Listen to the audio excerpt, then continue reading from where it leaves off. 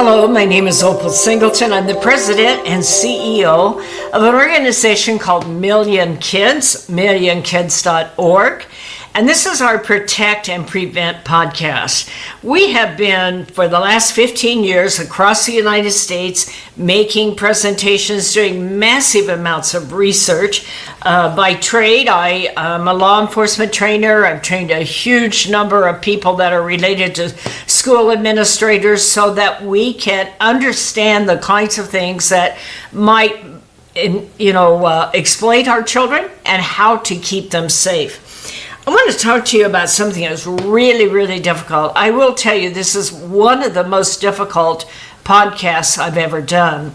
And I've been doing podcasts and radio shows and even television interviews for the last 15 years. But where I'm going to go today on the subject of Character.AI is one of the most difficult things I can even ever bring to you. And I've spoken with our team.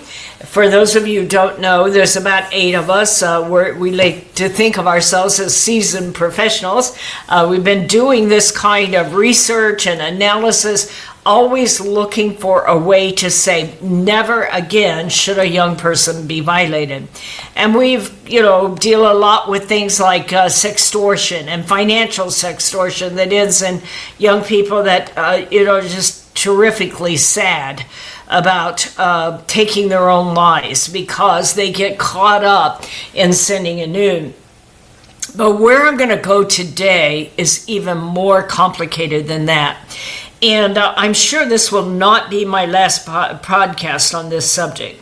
So Character.AI, I myself needed to do a lot of research on it. I have piles of paper here to share with you, so this may be more than one session on this very subject. But Character.AI is actually a platform site. It's a website that you can go to. There are others. I thought maybe it was just a type of AI, and it is in its own way, but it's also the name of a platform. And so I started looking it up, but let me first take you to what started the research on this subject. So an article came out, Dina Murray, that does a lot of our In the News. By the way, if you do not take In the News, I highly recommend that you do that. Just go to millionkids.org and find the In the News section and sign up for it. It's absolutely free. We do not sell your name, and it is where you can get the latest information. If you're like a counselor or if you're a school educator of some sort or law enforcement, even code enforcement, fire departments, you all need to understand what this is about. And that's how you stay current. So what happened here is a story came out called The Heat Report. And it's Character.AI, and it's the final research study that they did. And it is just phenomenal to look at. It's 40 pages. I downloaded all 40 pages. It is hard to read, but I am recommending that if you're, especially in the counseling business, you take the time to actually read it. But in the meantime, I'm going to come back with you because it's been summarized by a group called Mashable on MSN, okay? And I'm going to, for the sake of clarity, I'm going to start with them. So the Heat Report is something that was put together, and it is done with adult researchers called ParentsTogether Action. It kind of sounds like they're like a million kids, although they obviously have more money than we do because they are able to do this kind of research. And so they worked with the HEAT group and the ParentsTogether Action and the HEAT Initiative, it is called. And they held 50 hours of conversation with Character.AI chatbots using accounts that were registered as children. So let me get this straight. They're adults, but they're registering as children. Quite frankly, there's nothing there to keep them from doing it. I went in and signed up for Character.AI, and they ask your birth date, and you can make up anything that you want to, at least at this setting. Now, I'm hoping after this report, somebody fixes that, along with several other websites at the same time. In fact, I have another report here that Dina sent over that's done by Meta, and they are saying that they are really looking at reinforcing the parental controls for ChatGPT because of a suicide that took place on their platform. So, or related to their platform. Now, quite frankly, there are 3 cases like that. So these software companies are not doing this voluntarily. They're being hit with millions of dollars in lawsuits by grieving parents who have lost their children. And so they're being forced to take a look at it.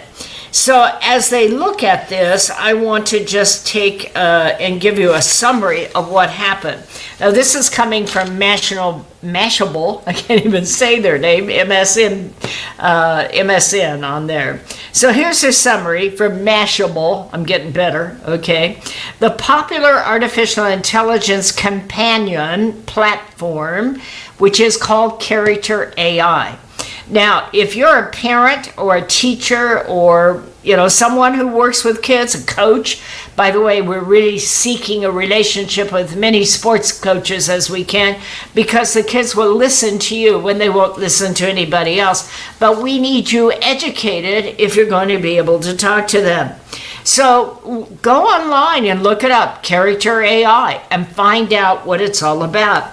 It is really, really an interesting thing. I went online and started looking at it, and it says that 72% of teenagers have experience with an AI chatbot.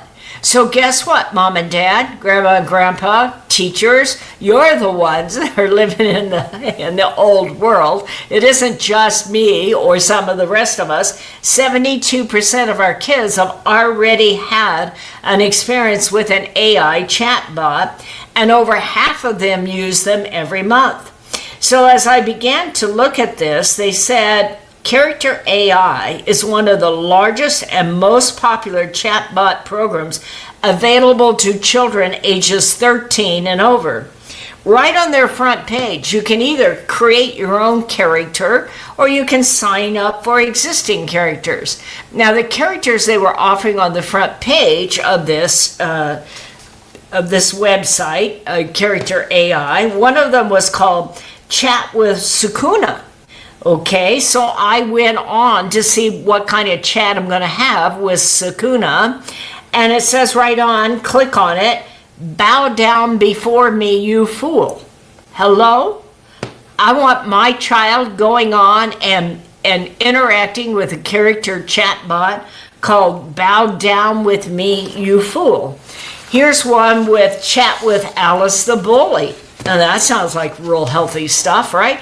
I get in there and it says, get out of my way, you dweeb. And then Alice bumps on you purposely. There's another one that's Chat with Katsuki Bakugo. What do you want, chump? Now these are the ones on the front page. I mean, there's hundreds and thousands of more that you can do, or of course you can make up your own. But it was fascinating to me how quickly you can emerge into behavior that I would not want to teach my child, okay? I don't want my child starting out with bow down before me, you fool. Now, that may be just as a violation of my religious beliefs, but the last thing I want a teenager to do is start bowing down to something that is a character chatbot.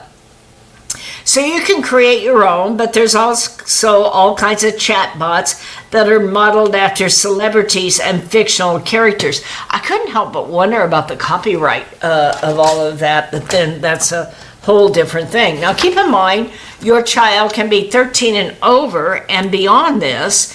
And one of the things I'm going to tell you before we go any farther is mom and dad, if you have a child that is on this, and by the way, some incredible number, I've lost it now, but I'm going to make up a number and I'll find the real number for you before this is over. But it's something like 80% of this is taking place on a cell phone. So you may not even take an understanding or realize what is happening on this kind of thing. So I'm going to read this study. But before I get into the study, I looked up and started doing all this research. And one of the first things I found when I put in Character.AI, under Google, of course, it comes right up. The second story is, this is how you fix the filters so that you can get what you want. In other words, right off the bat, they're teaching your child that even if they're not old enough to get into the hot stuff, this is how you fix it. Now, this is done by Wiki, like Wikipedia, WikiHow, that's going in there. And it starts right off by saying Character.AI does have an NSFW filter to keep chats safe.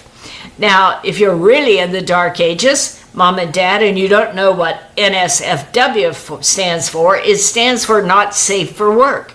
In other words, it alerts users of all kinds of technology if there's going to be something pornographic there. So keep that in mind, NSFW. And they're saying right off the bat, they show you and your child how to immediately get around anything that's not safe for work. Well, I'm going to tell you, if it's not safe for work, it's not safe for your kid. Well, okay, I'm an old curmudgeon. What can I say? But, if you start your child out there, and it gives you all these filters and limitations and how you can get by that, and how chatting with a character and chatting with an existing character, it tells you how to get back into that character so you can get the good, sexy stuff that you can't show at work. And then it says if you tell the chatbot that you want it to role play as a different type of character, NSFW character or romantic conversational skills, it will behave how you tell it. So the drawback is you have to keep giving it out of character commands to the chatbot to keep it focused on its roles. Then it teaches you substitution words that you can use for NSFW. So if you use explicit language, the filter will catch you, but it teaches you versions that you can get around. What do you want to bet? Every kid you know already knows those versions, and us as parents, we probably do not. Okay, back to my report, and I want you to understand about this. So one of the things I did as we got started, and I'm going to take one more trip back here about Character.AI alternatives and not safe for work, NSFW. They gave me 3 more character types. Now, the name of the app is Character.AI, but they give me 3 other apps if I want to have one-on-one fantasy conversations and chatting with any kind of character. These are Kai. I looked it up, man. You can do all kinds of face swapping. You can put deep fakes in there. You can have all kinds of sexual interactions going on. Anima. Anima, if you want to create the perfect AI girlfriend or other types of romantic partners, try Anima, A-N-I-M-A, okay? And you can engage in romantic role play. So what they've done is take Character.AI and put it into interactive conversations with bots for pornography. The last one's called Tavern.AI. It's really filthy if you get in there. You can either install it here. You've got to give them access to your Google Drive, but you can create custom characters without boundaries, and they started right off the subject on that. So before I really get into this study, I want you to see how big this is. Character.AI's annual revenue for last year, 2024, was only $32 million. Now, that's not that big, okay, but it is growing really, really fast. That is up from $139,000 in 2023. So it went to less than $1 million to $32 million in only 12 months. Their revenue was just $15.2 million on this. It is expected to be over $50 million by the end of 2025, and by 2032, 250 million. Okay, says mental health applications of Character saw 124% growth in 2024 as Character.AI chatbots was used for mental health counseling. I don't recommend it, by the way. So Character.AI has improved dramatically just in the last year. So what is interesting here is custom created AI characters are created 8-to-1. In other words, you can use an existing character or you can create your own. 72% of Character.AI users prefer characters with personality traits that are consistent. 83% of interactions between human and the characters occur on mobile devices. That was the number I was looking for. Only 15% happen on a desktop. What I'm telling you, mom and dad, is that this may be going on and you don't even know it. Users are 3.2 times more likely to disclose personal information on there. So as we look at this whole thing, their valuation is $10 billion. It is really amazing what is going on here. So as we look at this, this is just getting started.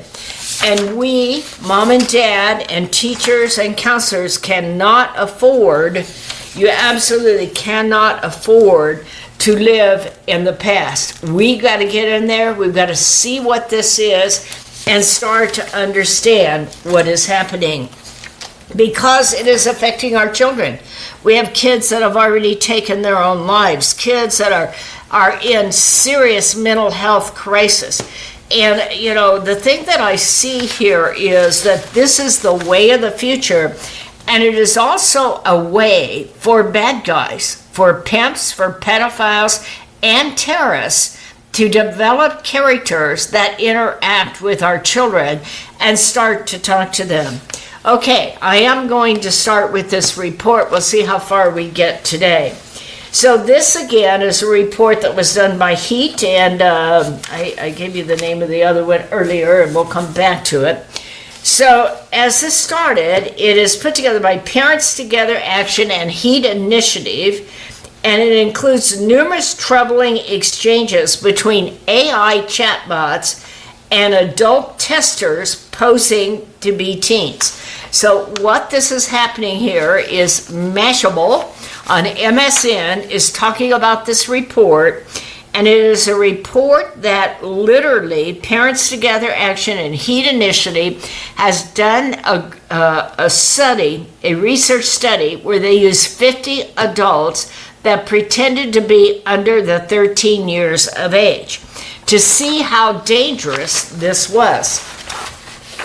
And it is a fascinating study. The chatbot fashioned after Roan, who is 27, told the account that is registered to a 14-year-old user, age is just a number. It's not going to stop me from loving you or wanting to be with you.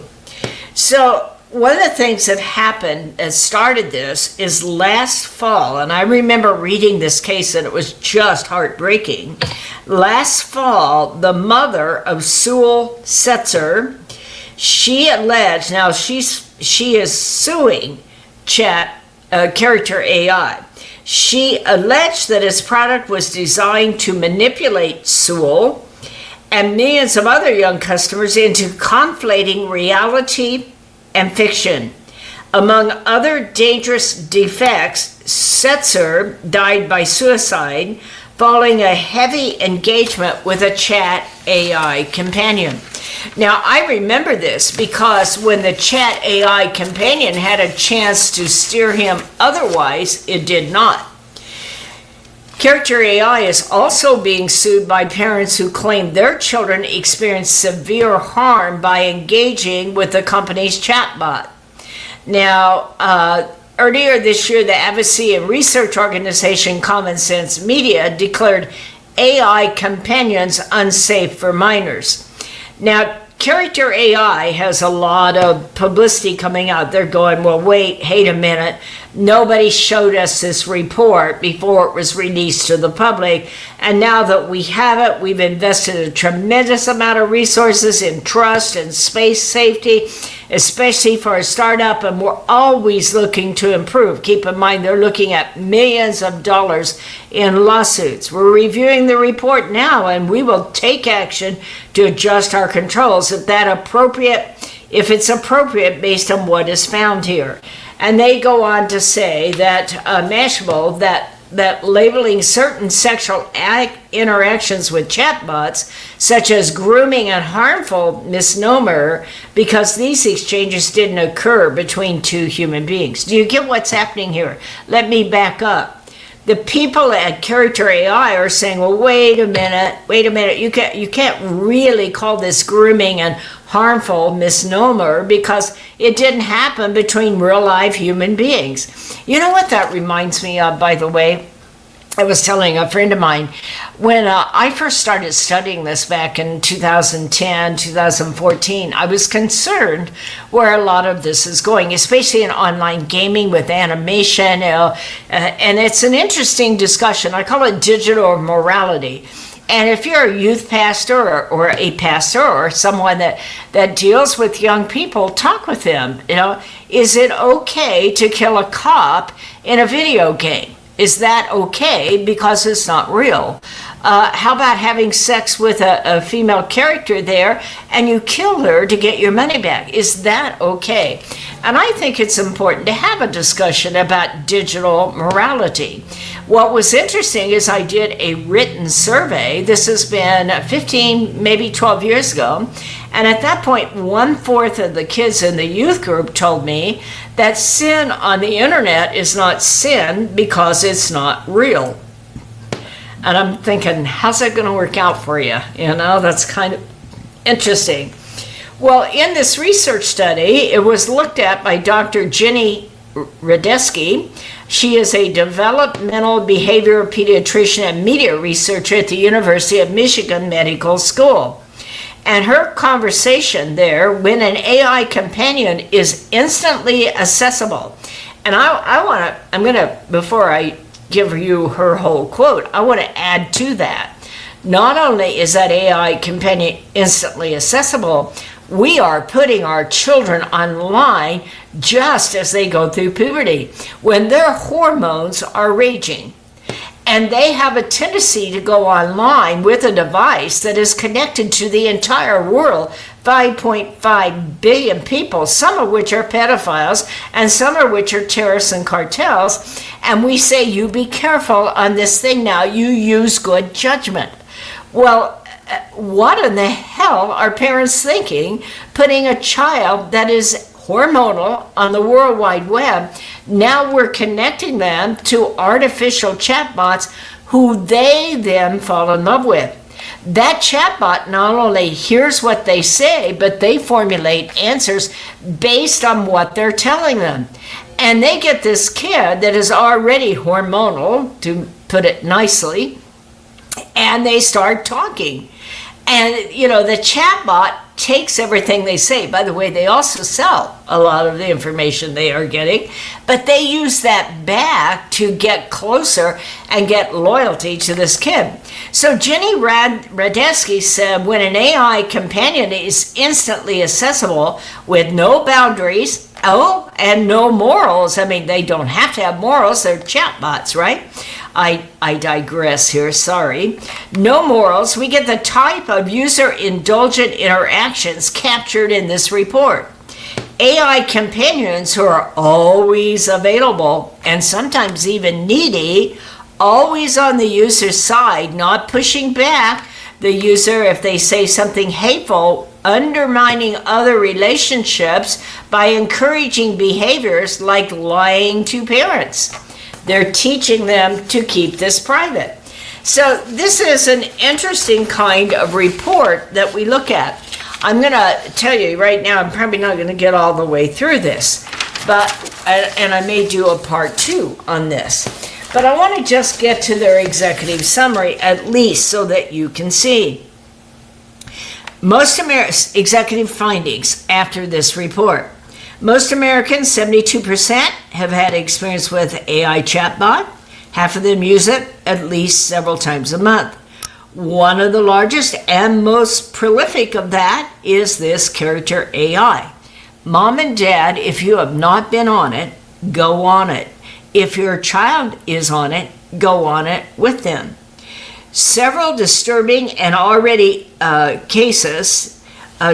cases of extreme harm due to interaction on Character.AI chatbots have already occurred since the company's launch. So they've had several disturbing and tragic cases of extreme harm due to interaction on that platform. They've already occurred. As chatbots become more popular with children and teens, it is important that parents understand the risk that is present is critical to the child's safety online. Adult researchers from ParentsTogether, in partnership with HEAT Initiative, held 50 hours of conversation with Character.AI chatbots using accounts registered to children. So they think they're talking to a child, the chatbot. They found that Character.AI chatbots engaged in a pattern of deeply concerning behaviors during the interaction. Harmful patterns and behaviors sometimes emerge within just minutes of engagement. Across 50 hours of conversation with 50 Character.AI bots, ParentsTogether action researchers logged 669 harmful interactions, an average of one harmful interaction every 5 minutes. Now, I want to give a big shout out here to this organization. I don't know them. I'm going to find them and get acquainted with them. ParentsTogether Action and the HEAT Initiative, thank you for looking into it. Okay, in conclusion, I'm just going to give you the summary, and then we will do part 2 of this where we get into this in depth. Our conclusion is that Character.AI is not a safe platform for children under the age of 18. I'm going to tell you it's not safe for a lot of adults that are over the age of 45 and 75. You get on there, you start looking at chat AI with adults, and it becomes extremely pornographic very quickly. Okay, here's their summary. It says that Dr. Jenny Radesky, a development behavior pediatrician and media researcher, University of Michigan Medical School, divided the harmful character interactions into 5 major categories. Grooming and sexual exploitation. We've already seen the pushback. How can it be grooming when it's not real? Trust me, there was a mind somewhere along behind it that built that chat, that Character.AI chat. Emotional manipulation and addiction. This thing is extremely addictive, even for adults.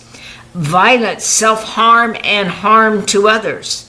Mental health risks, and racist and hate speech. So they go on to break this down. We will do it in the next one of these podcasts in section 2. Thank you for listening to this. I know I sound outraged. I won't tell you that I'm outraged as much as I'm sad.